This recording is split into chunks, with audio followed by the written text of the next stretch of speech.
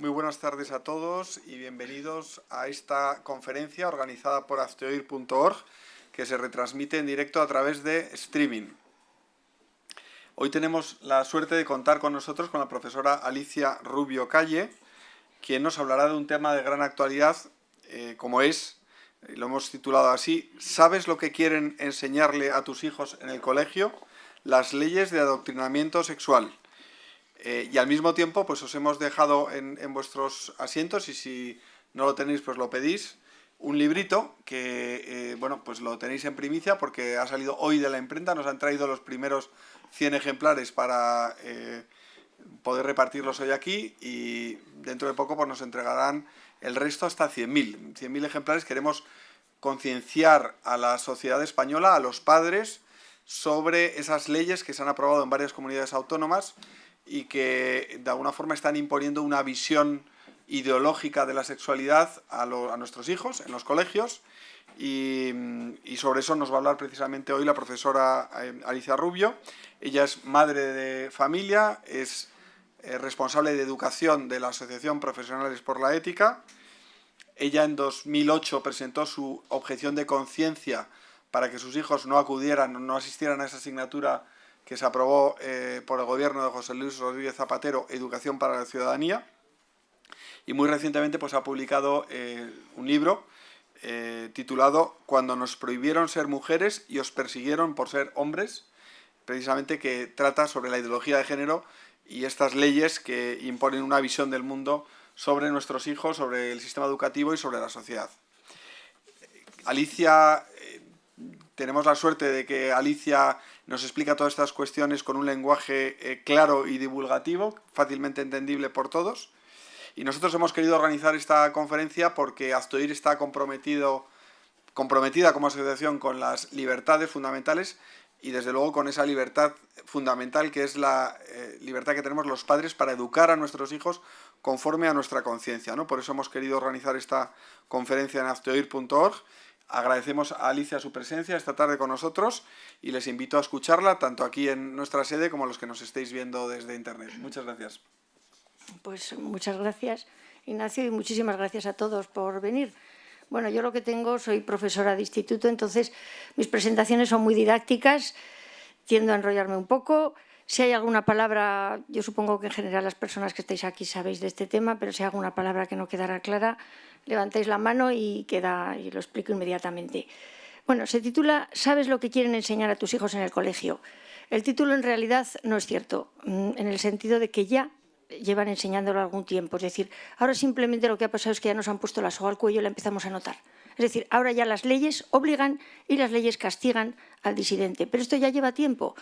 Y yo precisamente por el sitio donde soy docente he visto cómo se iba implantando y tengo información de primerísima mano porque estoy dentro del aula. Estoy dentro del aula, he ido a cursillos como profesora, o sea, todo lo que cuento es lo que veo. Bueno, el que escribe en el corazón de un niño escribe para siempre. Leyes de género y menores, capítulos educativos, lo que yo le llamo los caballos de Troya en la enseñanza. Las ideologías totalitarias, ya hay que tener en cuenta que la ideología de género es totalitaria. Siempre han querido educar a los menores por varias razones, porque son muy moldeables, no tienen ningún bagaje ético, no tienen ningún bagaje vivencial que pueda hacerles defenderse de lo que les cuentan. Se adaptan a todo, son muy fieles al aprendizaje adquirido y posteriormente lo van a transmitir a las nuevas generaciones. Los menores son influidos por 3 ámbitos de aprendizaje: la familia, que les da protección y estabilidad; los medios audiovisuales, que yo les llamo el ariete imparable, y va a ser la manipulación emotiva; y la escuela, que es el lugar de formación, esa va a ser la manipulación racional. Vamos a ver. La familia es la célula sociobiológica humana básica y todos sabemos que se está tratando de destruir. Es el bastión último de la protección infantil, es el lugar de protección y de formación psíquica y moral del menor. Y se busca su destrucción, y todos lo sabemos, para conseguir menores manipulables que repitan el modelo. No se preserva de ninguna manera, se promueve absolutamente todo para destruir la familia. Hablo ahora del ecosistema de las aulas actuales. Con esto de la destrucción de la familia, naturalmente, hay un ecosistema en el que hay cada vez más menores procedentes de familias desestructuradas por divorcios, por rupturas, parejas de hecho, familias monoparentales, situaciones familiares traumáticas, el niño utilizado como arma arrojadiza de un progenitor a otro. En fin, el porcentaje de menores con estabilidad familiar es cada vez menor y además hay legislaciones revanchistas que ayudan a esto. Naturalmente, ¿qué tenemos? Menores inseguros, manipulables, desprotegidos, carentes de autoestima, inestables y sin referentes. Lo vivo todos los días, ¿eh? Medios de comunicación, el ariete imparable. Esta es la manipulación emotiva. Esta manipulación emotiva todos tenemos que saber que hay cuotas, subvenciones para presentar determinados lobbies, como el lobby gay, etcétera, etcétera, en series. Es decir, que cuando veamos en las series cosas que decimos, pero ¿qué tiene que ver esta pareja de señores o señoras? Es simplemente que están cobrando la cuota de género. Hay dinero para que se presente de forma positiva todo este tipo de referentes que los chavales lo ven y lo van aceptando, no solo como normal, sino como deseable. Esta manipulación mediante el sentimiento de identificación normaliza modelos y comportamientos y trabaja con el cariño del menor hacia el personaje. Creo que todos sabemos y todos hemos tenido al niño queriendo ser Superman, Spiderman, pidiendo el trajecito. Naturalmente ahora, cuando esta princesa tenga una novia, y esta princesa es muy admirada por las niñas, el traje por lo visto se ha vendido muchísimo, van a querer también tener una novia. Y facilita la aceptación de las conductas por emulación y admiración. Es dificilísimo de frenar. Todo el mundo piensa, hombre, pero porque salga de todo el niño no va a ser, el niño no va a ser, el niño va a imitar. El niño va a imitar a sus personajes admirados y se está haciendo con perfecta conciencia. Esto no es ni por casualidad, ni gratis, ni para aceptación. Esto es para imposición de un nuevo modelo de sociedad. Vamos al tercero, a la escuela, que es el que voy a desarrollar más ampliamente. Es el lugar de formación y es el territorio a conquistar. Es el aprendizaje racional. Aquí se oficializa el género como una cosa tan importante como las matemáticas, como la biología, como todo. Vamos a ver, y entonces hay una serie de caballos de Troya. ¿Qué son los caballos de Troya? Son estrategias para adoctrinar ideológicamente a los menores. Se hacen en las aulas, de forma totalitaria, en ambientes presuntamente democráticos y con intenciones espurias.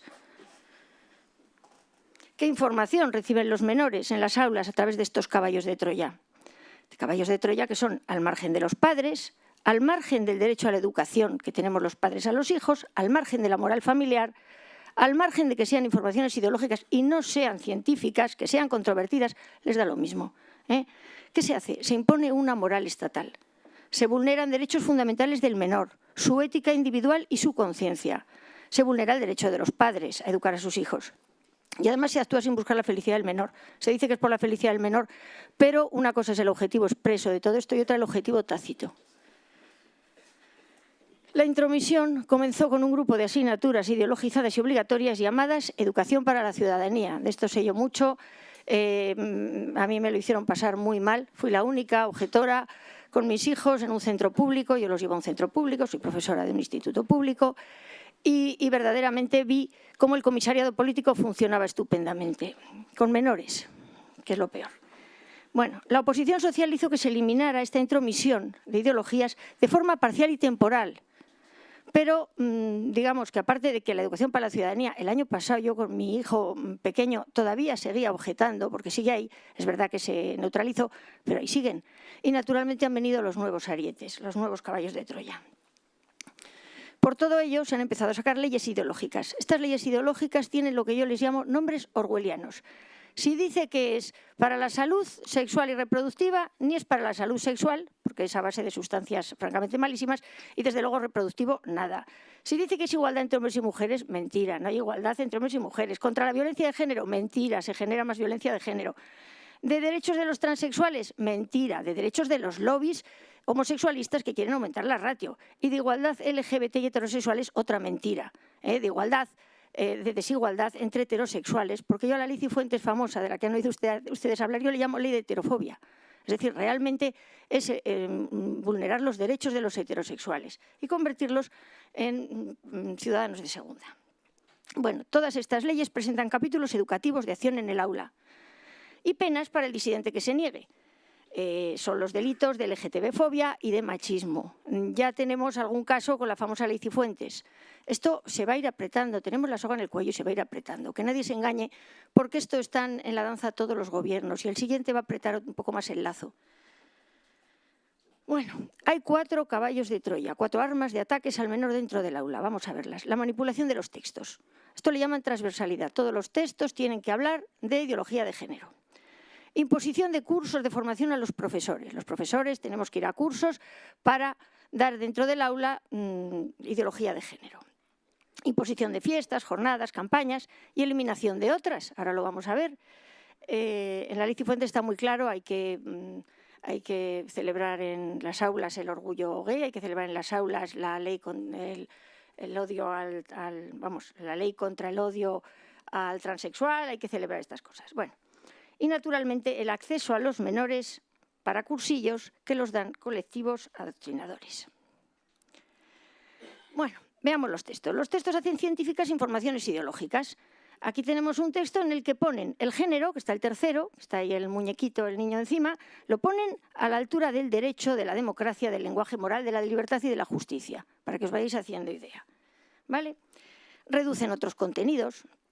Se infiltran en todas las materias, que es la famosa transversalidad, cuentan falsedades y además el menor está tremendamente desarmado porque es que se lo ponen a la altura pues, de la álgebra, de la biología y de la literatura. Es decir, se lo ponen frente a materias o científicas o humanísticas de peso y de seriedad. Un ejemplo, para que lo leáis, os lo leo también, para que veáis más o menos cómo cuentan las cosas. Homofobia, xenofobia y racismo son prejuicios sin fundamento racional que han causado algunos de los grandes desastres humanitarios de los 2 últimos siglos. Genocidios, esclavitud, nazismo, imperialismo y guerras. ¿La homofobia ha hecho genocidios, esclavitud, nazismo, imperialismo y guerras? Pues, ¿qué queréis que os diga? O sea, en fin, en la fotografía te ponen los miles de judíos asesinados. O sea, bueno. Los profesores pasa una cosa, los profesores de los chicos más mayores, de los institutos, a lo mejor no es tan grave, pero el problema son los profesores de los niños. Estos lobbies se han dado cuenta de que cuando a un niño le vienen a contar un señor o señora de fuera cosas, lo cuenta en casa. Sin embargo, si lo cuenta el propio profesor, no da información. Entonces, lo mismo que estos colectivos adoctrinadores seguirán, supongo, entrando con los mayores, a los niños hace tiempo ya que los profesores de primaria y de infantil están adoctrinadísimos en género. Yo he estado en jornadas en la escuela de pedagogía, etcétera, etcétera, y he visto que eso es arrasador. O sea, han asumido completamente la ideología de género y se la dan a los críos. Entonces, aparte los profesores recibimos cursillos ideológicos en las direcciones territoriales, yo ya he ido, ahora en este momento es voluntario, pronto no lo será, y además se ven ayudados por los textos. Fiestas, jornadas, campañas. Se obliga a estudiar y a celebrar el género. Los niños tienen que hacer todo tipo de cosas en las jornadas a celebrar. Y es que al efecto de lluvia fina, de hablar continuamente de este tema, se une la asociación de que lo que se celebra es bueno. Y entonces, ¿qué encontramos? Pues que lo mismo que hay cosas que se promocionan, hay cosas que se eliminan. Por ejemplo, el Día del Padre es machismo. Es la fiesta donde los machirulos celebran que violaron a una mujer y le impidieron abortar. Este es el tipo, digamos, de ideología con la que nos estamos enfrentando, ¿de acuerdo?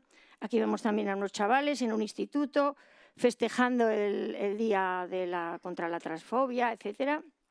Aquí, por ejemplo, tenemos el Día Internacional contra la Homofobia, lo celebra, hay muchísimos institutos que ya hace tiempo que celebran todo esto.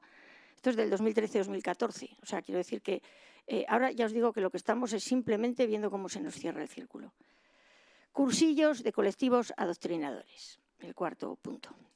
¿Qué cursillos hay? Contra la violencia de género y el amor romántico, de educación sexual y de no discriminación de las diversidades sexuales. Aquí tenéis aborto y me gustó, para que os hagáis una idea, el aborto desde luego se presenta como una solución. En fin, bueno, pues si no hay más remedio, pues oye, pues ahí tienes. Bueno, cursillos contra la violencia de género y contra el amor romántico. Objetivo expreso, que siempre es muy bonito. Luchar contra la violencia de género. Objetivo tácito, el que yo veo, crear desconfianza e incomprensión en la pareja heterosexual. Es decir, el ataque a la pareja heterosexual es en todos los ámbitos y en su propio origen también. Enseñan que hay una violencia estructural del hombre contra la mujer, que el hombre es un maltratador genético, que todo lo masculino es machismo y maltrato simbólico. Aquí tenéis a dos mozas diciendo no quiero tu piropo, quiero que te mueras. Como veréis, la proporcionalidad entre el piropo y que te mueras pues es una cosa totalmente, en fin, anormal. Que además que la misma situación a la inversa no es violencia. Tu mirada me acosa, pone aquí esta señorita, y que hay que huir del amor entregado y romántico porque es una estrategia masculina para esclavizar a la mujer. No hay caso inverso, es decir, estos señores se cargan siglos de literatura, el amor cortés, el servicio a la amada, Romeo y Julieta, se lo cargan todo. ¿Por qué? Porque el objetivo es crear desconfianza y separar amor, compromiso y sexo. Está clarísimo. ¿Qué consiguen? Pues un desconcierto absoluto, un envenenamiento de las relaciones entre sexos, un desencuentro entre los sexos fruto de un adoctrinamiento interesado, la desconfianza. ¿Y qué surge además como reacción? Dos comportamientos. Unos comportamientos defensivos en los chavales, de desprecio hacia las mujeres, una especie de neomachismo reactivo en los hombres, porque claro, que vengan a decirte que eres un maltratador, pues tampoco a unos les parece muy bien y a otros no tanto. Y desconfianza y odio hacia los varones, en el caso de las mujeres. Yo además he detectado ya casos de muchachos que han vivido en sus familias todo el tema de la Ley Integral de Violencia de Género. Entonces, por ejemplo, el otro día me decían, me hablaban unos críos de las feminazis y me decía uno, sí, como tu madre. Y luego el chico en una redacción va y me cuenta, es que esto ha sucedido hace 3 días, me cuenta exactamente lo que había pasado, que su padre por lo visto había tenido una lesión y la madre se había divorciado, le había quitado absolutamente todo y entonces los chicos de su clasilla la consideraban una feminazi. Es decir, la desconfianza que todos esos chicos tienen hacia las mujeres, pues es evidente. Bueno, desconfianza y odio hacia los varones en el caso de las mujeres. De todas maneras, ¿qué es lo que se crea aquí? Violencia. De ninguna manera, ni concordia, ni comprensión mutua, ni nada de nada. Bueno, ¿cuál es el resultado? En la escuela, con el argumento de no discriminar a la mujer, se enseña a discriminar al varón y a desconfiar de las relaciones heterosexuales. En una charla que estuve de profesores sobre violencia de género, la señora profesora que nos lo daba se curó en salud diciendo, bueno, y es que claro, hablando de los maltratadores adolescentes, no se les puede justificar diciendo que es que ellos en su casa han sufrido violencia. Son maltratadores y punto. Es decir, son conscientes de que hay chicos que viven violencia en su casa y que luego repiten comportamientos, con lo cual son tan víctimas como sus propias víctimas. Y sin embargo no existe la figura del hombre víctima, jamás. O sea, bueno, una vuelta de tuerca a la violencia adolescente, un descubrimiento que han hecho para ampliar los fondos. Es un problema basado en encuestas manipuladas. Yo he visto las encuestas originales y son una mentira tremenda, porque amplían el concepto de maltrato a verdaderas nimiedades. Ya maltrato es cualquier cosa. Hombre, que te miren el móvil no está bien, pero no es un maltrato. Aclarémonos. Porque además niegan las situaciones inversas. Y es que resulta que en todas las encuestas el móvil lo miran en un porcentaje semejante los chicos a las chicas que las chicas a los chicos. Es más, en muchas encuestas precisamente las chicas son más agresivas porque tienen menos fuerza, pegan más. O sea, ¿pero qué pasa? Que luego te lo cuentan de esta manera. Casi 1/3 de las adolescentes se sienten controladas por su novio. En las encuestas, ¿sabéis todos cuántos chicos se sienten controlados por su novia? Pues algo más de 1/3. Sin embargo, no lo comentan, porque nada, la violencia de género tiene que ser del hombre contra la mujer. Y esto supone una judicialización y patologización de las relaciones de los menores. Esto, que ha llevado a muchísimos hombres a abandonar las relaciones heterosexuales, estables, a utilizar a la mujer, se está creando en adolescentes que todavía están sin formar, que todavía no han formado pareja, es decir, desde el origen de la pareja. Porque, claro, aquí tenemos, llama al 016 niña si tú crees que estás acosada o estás, en fin, o te están maltratando. Pero, claro, ¿qué sucede? ¿Qué le sucede al menor si se llama al 016? No lo han dicho. ¿Qué pasa? ¿Que va a ser inimputable para un crimen y va a ser imputable por mirarle el móvil a la chica? ¿Cómo evitar las venganzas de chicas enfadadas? Porque eso es una de las cosas que va a suceder. Te deja el novio, llamas al 016 y toma. ¿Y hasta dónde llega el concepto de maltrato como hecho punible? Es decir, vamos a ver, porque es que, claro, aquí se han empezado a crear una serie de delitos laxos en los que un insulto, una ventosidad, resulta que es maltrato. Entonces, claro, estamos en una indefensión jurídica, sobre todo, claro, los varones, que realmente, y ahora los varones menores. Bueno, pues objetivo cumplido. relaciones heterosexuales convertidas en una lucha de sexos, donde el varón solo quiere someter a la mujer, no quiere otra cosa, machete al machote, fóllate a la monogamia, hetero te vamos a matar. Esto es en fin, eso, las relaciones que hacen este tipo de cursillos. Macho vas a arder, ante la duda tú la viuda, viciadas de base en personas en proceso de formación y aprendizaje y creando desconfianza y búsqueda del propio interés, del individualismo y el egoísmo. ¿Qué se consigue? Eliminar el nosotros, la entrega mutua, el romanticismo, lo que es el germen de la familia. Educación sexual ideológica y derechos sexuales y reproductivos. El objetivo expreso es que los menores tengan una sexualidad sana y feliz. El objetivo tácito, pues naturalmente que se acostumbren a un sexo sin amor, que empiecen cuanto antes, además, que no haya entrega ni nada y que sean consumidores del negocio del sexo. El consumo de los críos, de la píldora del día de las crías, de la píldora del día después, es alarmante. Veamos. Lo primero que tenemos que entender todos es, y esto ya lo digo para que empecemos a argumentar, que existen dos concepciones antropológicas sobre la naturaleza humana y su sexualidad, y que ambas son respetables, que ambas tienen cabida en una sociedad democrática, que ambas marcan muchísimas decisiones personales y la transmisión de unos valores muy concretos, y que un Estado democrático tiene que ser completamente neutral y no imponer una moral sobre otra. O sea, ¿en qué cabeza cabe que viniera el Estado a decirnos qué tipo de moral tenemos que tener los adultos? Tú tienes que ser más promiscuo, tú tienes... ¿Por qué? Bueno, pues a los niños se les hace. Se les está imponiendo una moral estatal, por encima, naturalmente, de lo que los padres queramos para ellos. Una de las dos cosmovisiones está ligada a la educación para los compromisos estables. Prioriza el amor, el autodominio, la fidelidad, la lealtad, la transmisión de la vida y la creación de una familia asumiendo nuevos compromisos. Y la otra está ligada a la educación para la independencia sexual y prioriza aspectos de placer en el ejercicio del sexo y las experiencias gratificantes.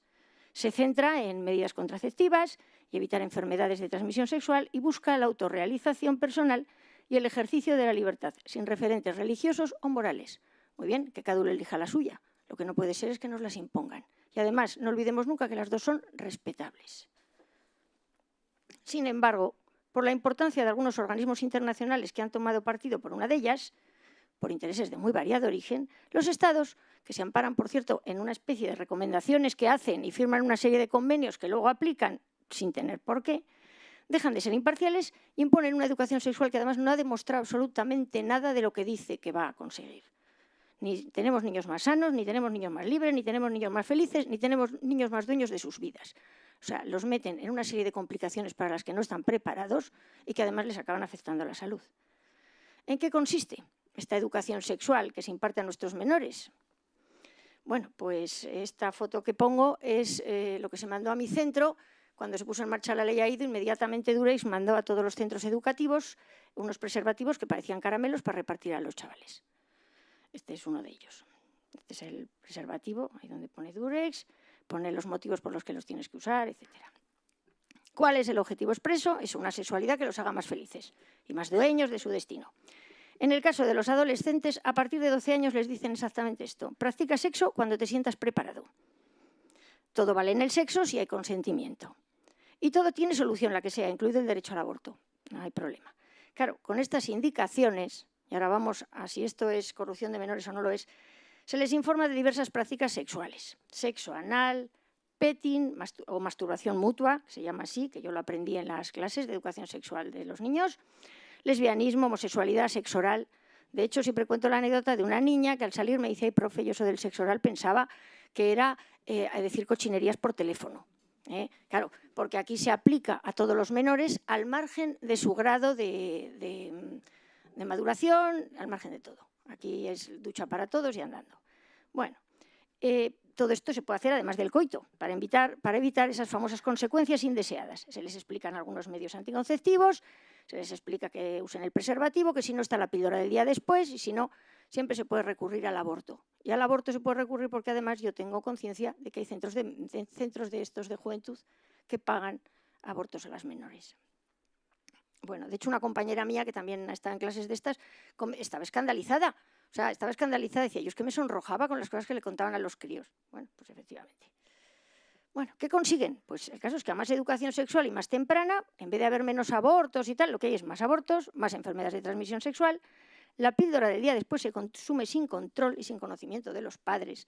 Las crías la toman bastantes al año, yo sé de 7 al año, pero vamos, los índices de venta de píldora del día después son tremendos, y es que además ni los padres lo saben, que un buen día se van a encontrar con las consecuencias y se van a dar el gran susto, ni hay forma de saber cuántas han tomado, porque está terminantemente prohibido preguntar la edad de la menor y está terminantemente prohibido tomar datos de que la han comprado.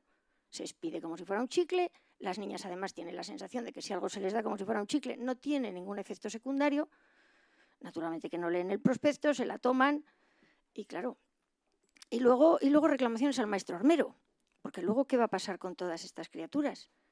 O sea, porque todo esto está muy relacionado con los ictus, está muy relacionado con los cánceres de origen hormonal y aquí no va a haber luego responsables. Bueno, las relaciones se hacen físicas, provisionales, superficiales, empiezas cuanto antes. Bueno, se desliga el sexo del compromiso y de la afectividad. ¿Y qué pasa? Pues que no funciona. O sea, este método, esto que dicen tan maravilloso, no parece funcionar y sin embargo siguen insistiendo en que cuanto antes y a todo el mundo, y se nos va a cerrar la soga cada vez más. Esto se hace en muchísimos centros, pero pronto será ya definitivamente obligatorio. La presión social, claro, ¿cómo funciona esto? La presión social para tener relaciones sexuales a partir de los talleres es muy fuerte. Como antes por lo menos cuando yo era cría, eras mayor cuando fumabas. Ahora, naturalmente, eres mayor cuando tienes relaciones sexuales. En menos de un año, la mayoría de la clase se ha quitado la virginidad como si se quitara un saco de escayola de encima. O sea, porque es que todavía eres virgen, qué friki, qué tonto. Claro, el efecto de la presión social es que es clarísimo, o sea, que esto no se hace adrede, o sea, no se hace sin querer, se hace adrede, porque todo adolescente se siente muy mayor y muy preparado. Practican sexo cada vez más temprano, todo vale, los comportamientos de riesgo se suceden porque todo vale y además no pasa nada, porque siempre hay una red, y la última red ya es el aborto, pero siempre hay redes, que no pasa nada, es el fenómeno de compensación de riesgos. ¿Cómo empiezan además los chavales? Los chavales empiezan sus relaciones sexuales con una borrachera de tomo y lomo. Claro, con lo cual en la borrachera, ¿quién se va a acordar de los sistemas que les han contado, dejado de contar? O sea, es que realmente es eso, escoger, ponerle al niño un casco, darle una botella de whisky y decirle, venga, con el casco y la botella de whisky no te preocupes, coge la moto que no te pasa nada. Claro, y sí les pasa. En fin. Bueno, ¿cuál es el objetivo? Pues el objetivo se cumple, que es el asunto. Claro, porque se pide un adelanto en la edad de los cursillos, pese a que se propician todas esas situaciones que se quieren evitar. Claro, hay mayor tiempo de relaciones sexuales, el puber es menos responsable y menos maduro, eso sí, se quieren incluso eso, bajar de edad. Y nuestros menores se enfrentan a las consecuencias de una sexualidad prematura y para la que no están preparados. Y esto es la felicidad, en fin. Bueno, se hipersexualiza a los menores, se les disgrega amor, sexo y procreación, que son los 3 ejes fundamentales de la familia biológica humana. Y esto es lo que tenemos, niños hipersexualizados y niños, pues eso, arrojados a algo para lo que no están realmente preparados. Los terceros, estos son los que nos trae la Licifuentes, que son los cursillos para la no discriminación y aceptación de la diversidad sexual. El objetivo expreso es evitar la LGTB-fobia y aceptar la diversidad. Se da por hecho que somos una sociedad LGTB-fóbica, que odiamos a todos los homosexuales y, sin embargo, somos el país más gay-friendly del mundo. Y no solo eso, sino que en los últimos índices me parece que es el 98% de aceptación de la homosexualidad, de la pareja homosexual. Es decir, ¿dónde está aquí la discriminación? ¿Dónde está aquí el odio? Socialmente no. Las leyes, además, encima les favorecen. Si este último año, el Día del Orgullo Gay, bueno, creo que nadie dejó de enterarse, banderas en los ayuntamientos. ¿Dónde está la discriminación de este colectivo? Bueno, objetivo tácito, que es a lo que vamos, promover la homosexualidad y la aceptación acrítica de una nueva ingeniería social. Objetivo expreso, eso, no discriminar al LGBT, tal. ¿Y qué enseñan? Pues que la homosexualidad es normal, que todos somos o podemos ser homosexuales y que la homosexualidad tiene ventajas. Todas estas leyes de igualdad heterosexual y LGTBI dan una serie de ventajas manifiestas a ser homosexual. Es decir, tienes determinados beneficios, subvenciones, ayudas para asociaciones, dices que eres homosexual, tienes cantidad de cosas y en algunos casos ya se apunta a las ratios. Claro, yo me pregunto, yo soy una madre de familia, no tengo trabajo y me encuentro con que si soy lesbiana me dan trabajo. ¿Qué creéis que haría? pues naturalmente aumentaría la ratio. Lo que me pregunto, supongo que ahora no, pero supongo que dentro de un tiempo volverán a apretar la tuerca, volverán a apretar la soga del cuello y me encontraré con que o hago una presunta vida lesbiana o me quitan el trabajo. O me asocio con alguna asociación de mujeres lesbianas o me quitan el trabajo. Es decir, yo supongo, esto es todo una ampliación de las ratios, porque además todo este tipo de leyes, como pasa con la ley del aborto, se autojustifican precisamente con la ampliación de los casos de personas que las utilizan. De ahí el afán de, cuando vienen determinados gobiernos, de cerrar todo tipo de ayuda a Red Madre y a todas las asociaciones de mujeres que quieren tener a los hijos y que se les aboque al aborto para que se vea que es muy necesario. En este caso, efectivamente, estas leyes se van a justificar porque va a aumentar la ratio simplemente por todas las ventajas que se les da. Bueno, el adoctrinamiento se realiza desde etapas muy tempranas para que el niño asuma todo esto con normalidad. En el caso de los adolescentes es cierto que la eclosión hormonal no facilita el adoctrinamiento. Y yo tengo la impresión de que se busca dos cosas. Por un lado, efectivamente, los que puedan ser más manipulables, hacerles, es decir, acercarles a la prueba de la homosexualidad. De hecho, leía el otro día el comentario de una madre que decía, es que claro, me contó mi hijo que habían venido unos colectivos a decirle que probaran todo tipo de cosas, que no tuvieran ningún tipo de prejuicio, que probaran a ver si les gusta con chicos, con chicas, etcétera, etcétera, y que no se lo contaran a sus padres, porque son unos carcas y no iban a entender esa nueva sexualidad. El chico se lo contó a sus padres, otros muchos no. Pero bueno, por poner un ejemplo en estos cursillos, los juegos que se hacen, está el juego de los abrazos. El juego de los abrazos consiste en que le tapan los ojos a uno y todos los de la clase le abrazan. Entonces, la afectividad masculina tiene la curiosidad de que normalmente se da uno como golpecitos en la espalda. Entonces, para ridiculizar la masculinidad, al chico que le daba golpecitos de la espalda, al chico de los ojos tapados, le hacían darle abrazos hasta que ya dejara de dar golpecitos. ¿Y yo qué veía con eso? ¿Ridiculización de la masculinidad? ¿Por qué? Va a ser, le decían, es que eso no es afectividad. La clase se reía mucho, todos se reían mucho de él, hasta que el chico ya abrazaba al otro efusivamente durante un rato y sin dar golpecitos. ¿Qué problema hay con dar golpecitos? ¿Cuántos de vosotros, chicos, no saludáis dando unos golpecitos? Y eso no es afectividad. O sea, es todo tan ridículo, tan manipulado. Y esto se lo hacen a los críos. Claro, al crío al que le han hecho eso, pues es muy probable que lo que empiece a tener es una homofobia. Se ha reído toda la clase de él, le han dicho que se quiere hacer el machote, le han hecho darle un abrazo largo a otro compañero que no le apetecía lo más mínimo dárselo, pues hombre, pues al final yo creo que una homosexualidad reactiva puede suceder. No sé, pero son este tipo de cosas las que se hacen en estos cursillos. Bueno, el sistema que vamos a tener para que estas leyes se nos hagan tremendamente necesarias va a ser el mismo que la magnificación de la violencia de género. Se va a magnificar el problema.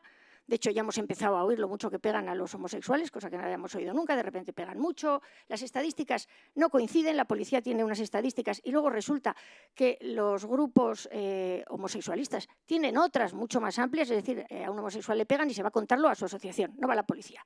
¡Ay, que me han pegado! A su asociación. O sea, no tiene sentido. Realmente lo que están es magnificando el problema. También están magnificando el problema confundiendo un insulto, que no está bien, pero vamos, a ver, con agresiones verdaderamente serias. Es decir, la ampliación de la agresión consiste en eso, en que aquí todo el mundo, en fin, piel de seda y todo es agresión. Se va a crear la alarma social, se van a falsificar datos y estadísticas. Uno de los problemas de la ley Cifuentes es que deja en manos de los grupos homosexualistas y del observatorio LGTBI la manipulación, el manejo y la utilización de estadísticas y, en fin, y todos los estudios sobre violencia a las personas LGBTI. ¿Qué pasa? Que naturalmente va a haber la misma manipulación que ha habido con el caso de la violencia de género. Ya tenemos que solo se denuncia el 12% de ataques homófobos. Ya empezamos, es decir, ya empiezan a salir noticias de estas. Que si hay estas agresiones, que si solo son unas pocas, que son muchas más. De hecho, un señor hablando conmigo decía, bueno, es que están empezando a pegar a los gays. Y digo, no, está empezando la campaña. A ver, se va a entrar a promocionar la homosexualidad, las familias alternativas y la relación homosexual como algo beneficioso, por todas estas subvenciones que ya he contado. Efectivamente, yo no nací ni descubrí ser lesbiana, elegí serlo. Y todas podemos ser lesbianas, que quede claro, ¿vale? En el caso de la aceptación del transexual, Además es que se empuja a los menores a tratamientos peligrosos, operaciones mutiladoras, todo para aumentar la ratio de transexuales. Y es que además estos estudios ya existían muchos antes. Esto es todo al margen de las opiniones de los médicos, que son totalmente diferentes, ¿eh? En realidad lo que se busca es erradicar la alteridad sexual. ¿Pero cuál es el problema?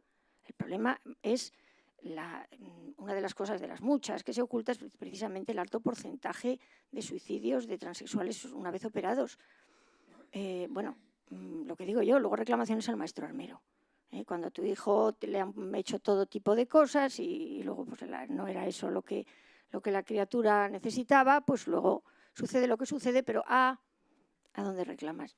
De hecho, por ejemplo, yo tengo un caso, el único caso que ha habido en mi centro de transexual, era un niño que vino diciendo que era chica, era de lo más popular, le quería a todo el mundo muchísimo, y entonces, pues en vista que insistía tanto, llamamos a la madre. ¿Qué tal voy de tiempo? Mal. Ah, no, voy bien. Llamamos a la madre y entonces coge la madre y bueno, nos hizo llorar a la jefa de estudios y a mí, a las dos llorando a moco tendido, porque la madre nos contó que se había separado, que el marido había dejado de pagar la hipoteca, que la echaban de casa, que ya la habían desahuciado, que tenía un hijo que era drogadicto y discapacitado, y que por discapacitado no le dejaban entrar en centros de drogadicción y por drogadicto no le dejaban entrar en centros de discapacitado, y que el problema de su hijo, que llevaba diciéndolo desde los 7 años, era lo que menos le preocupaba en este mundo. En fin, lloramos mucho con ella y efectivamente con el tiempo resulta que este muchacho pues no solo dejó de decir en el momento que llegó la pubertad, se digamos reconcilió con su cuerpo, era totalmente feliz y afortunadamente no había caído en manos de estos lobbies. Si no, le hubieran dado bloqueadores de la pubertad, le hubieran metido hormonas, le hubieran hecho yo qué sé qué cosas. En este momento es un muchacho sano y feliz.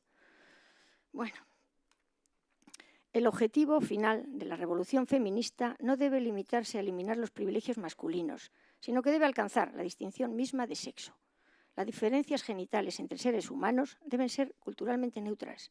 La reproducción de la especie a través de uno de los sexos, la mujer, en beneficio de ambos sexos, será sustituida por la reproducción artificial. La misma división del trabajo desaparecerá con la abolición de los sexos. Así acabará la tiranía de la familia biológica.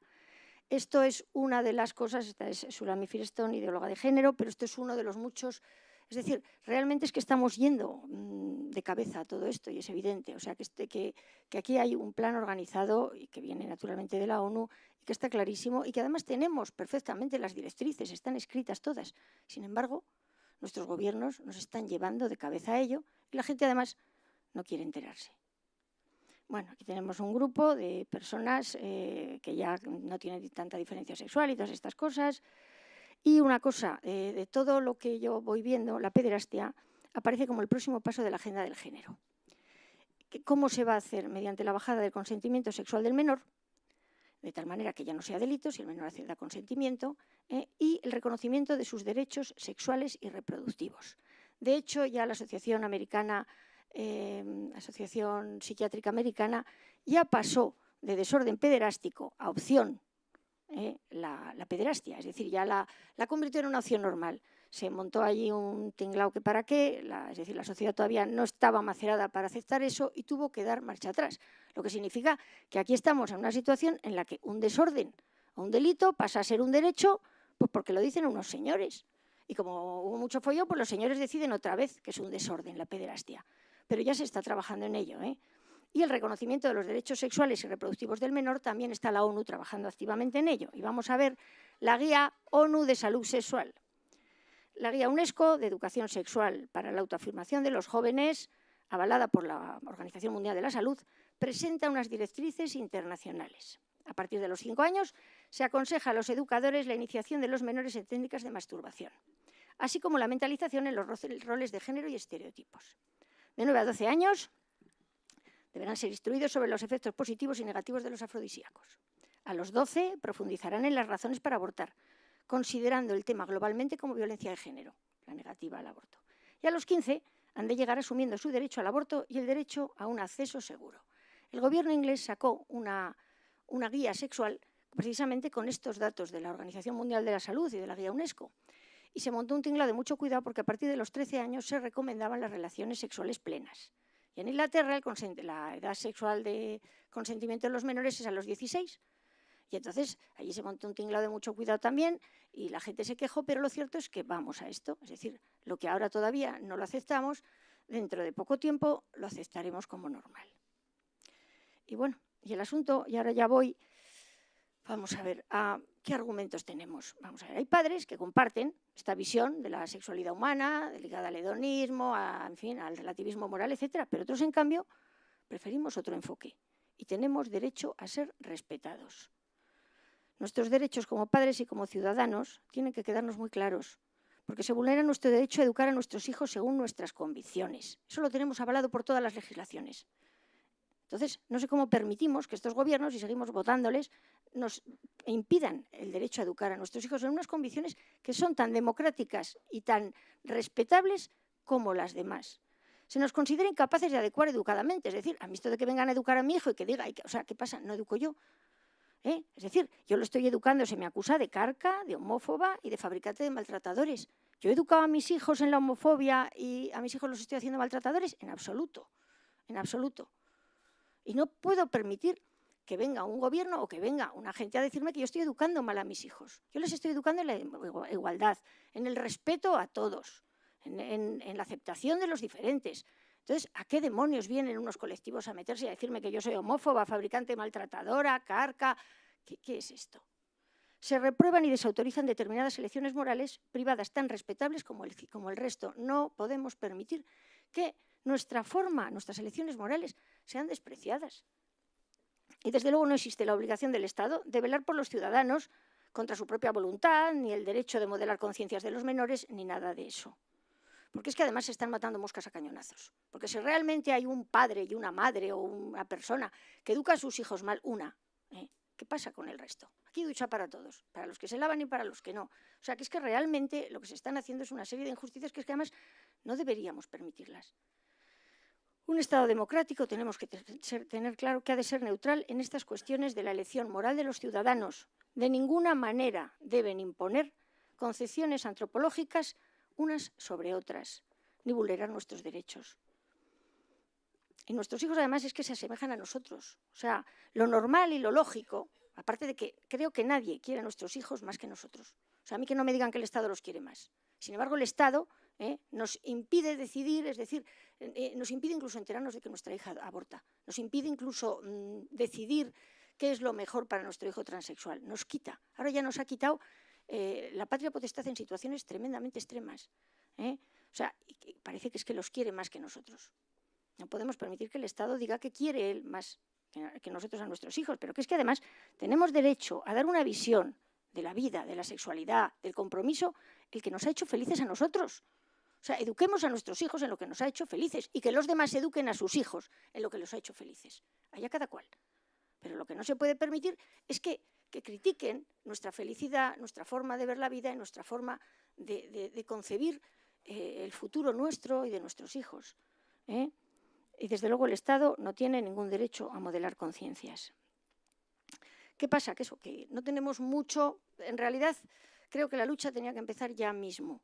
No tenemos ni mucho tiempo ni mucha posibilidad de decisión. ¿Por qué? Porque son nuestros derechos, la felicidad de nuestros hijos, el no dejar un mundo peor que el que nos hemos encontrado por breve tiempo, porque además con todo esto nos engañan y nos manipulan. No tenemos otra opción. Y quien así lo crea no sabe con lo que se está enfrentando. Es decir, las personas que creen, y ahora hablo de asociaciones y de grupos que están intentando negociar la ley Cifuentes, etcétera, si eso no es nada, si eso es una gota en el océano. O sea, aquí el problema es mucho más profundo. Durante un tiempo, efectivamente, pues a lo mejor respetan los centros de determinado ideario, pronto no los van a respetar. ¿Por qué? Porque esto viene de la ONU, porque ya están las próximas directrices preparadas, porque ya tenemos la soga al cuello. Así que solo nos queda luchar. La batalla está casi perdida, pero casi. O sea, está en nuestras manos que ese casi sirva para algo. Y ya he terminado. Os he dejado un poco. Gracias.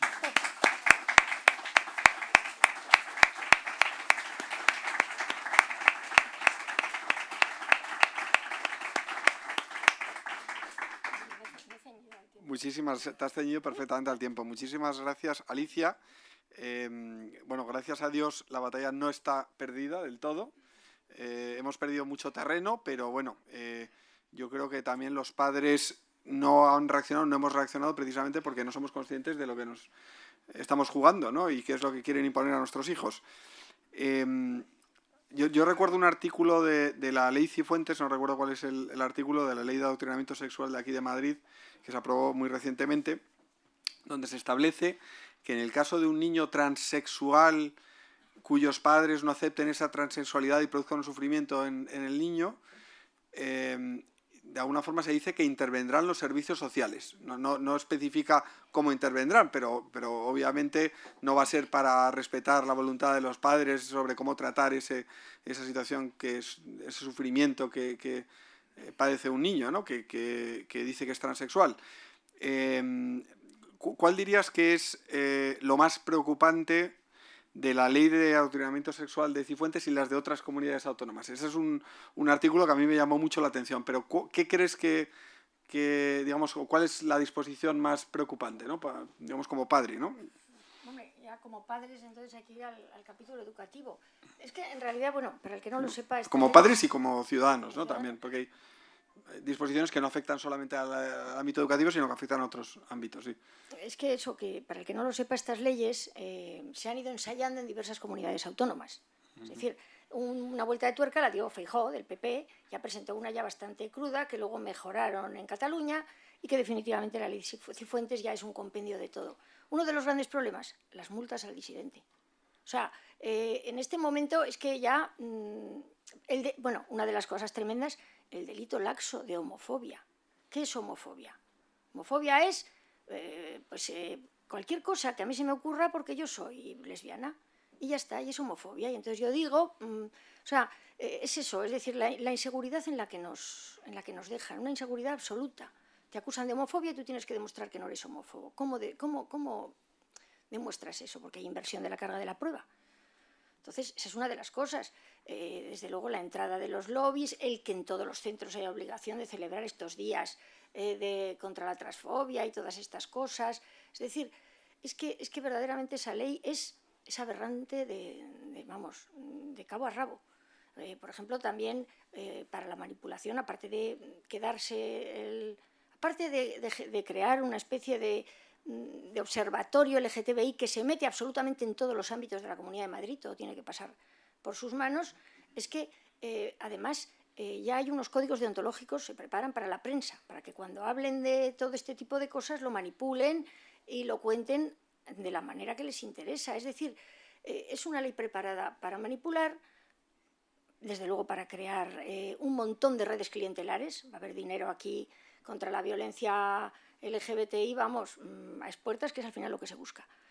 O sea, ¿qué es? Es que es todo, Entonces, pero vamos, a mí ya lo más grave me parece eso, un delito de homofobia laxo y además encima con penas.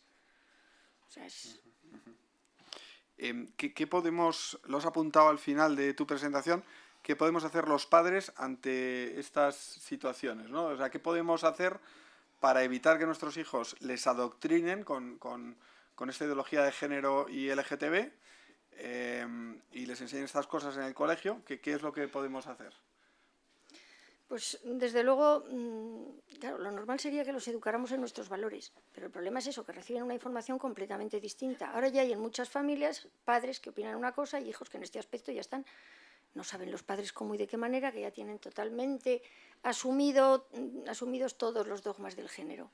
Entonces, efectivamente, educar a nuestros hijos en nuestros valores, decirles que son los que nos han hecho felices. Y tratar de buscar argumentos y desde luego no dejarnos aplastar. Es decir, no podemos pensar que estamos indefensos, no podemos permitirnos ese lujo, ¿no? O sea, hay que buscar argumentos, hay que defender lo que creemos. O sea, hay que demostrar que porque uno no aplauda a un homosexual no significa que sea homófobo. Es que claro, nos están poniendo en una situación cada vez más, digamos, más acorralados y creo que eso, que nos ponemos ya mismo y desde luego buscar argumentos. Que los hay. Muchas gracias. Decías que solo nos queda luchar. Nos has explicado qué podemos hacer los padres, lo más importante, educar a nuestros hijos conforme a nuestros valores. ¿Qué podemos hacer también como ciudadanos, ¿no? Porque la ley Las leyes estas LGTB de adoctrinamiento sexual, la de Madrid, la de prácticamente casi todas las comunidades autónomas de España, ahora se está aprobando una en Valencia, afectan no solo a los padres, sino a todo el mundo, ¿no?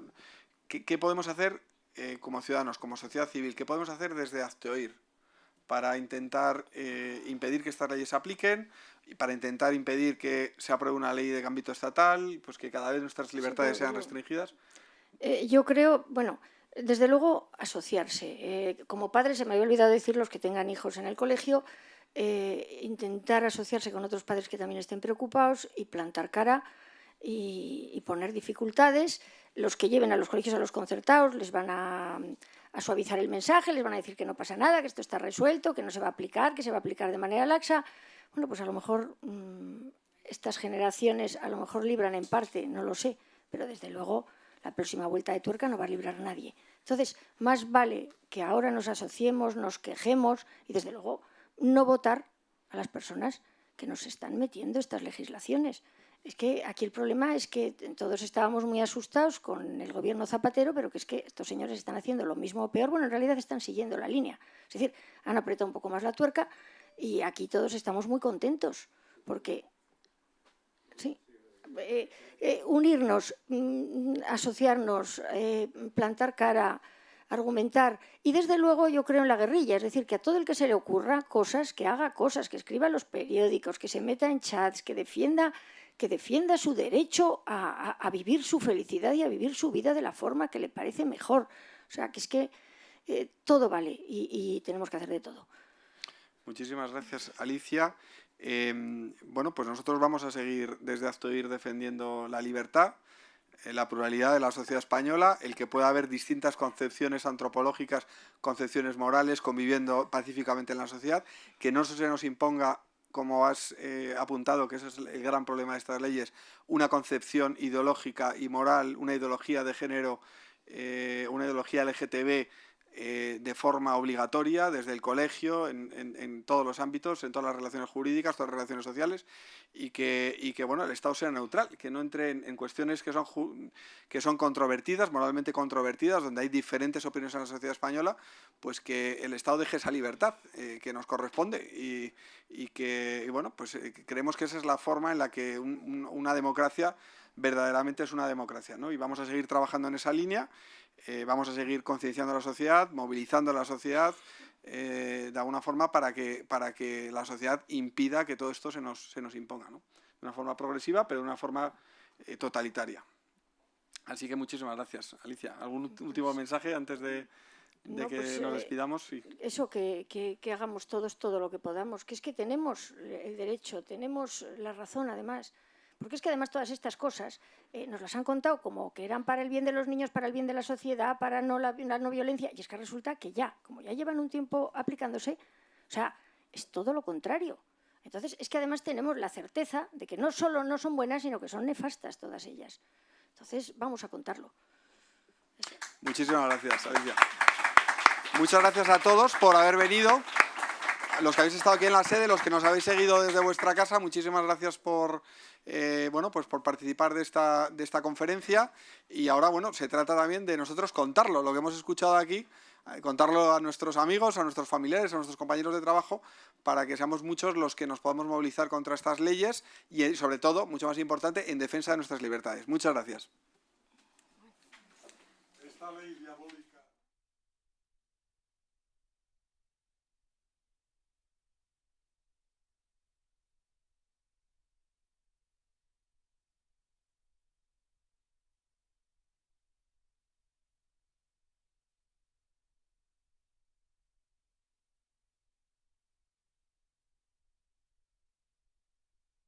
La educación de los hijos vulnera la presunción de inocencia, o sea, las vulneraciones vulnera la igualdad entre ciudadanos, o sea, las vulneraciones son absolutas y totales.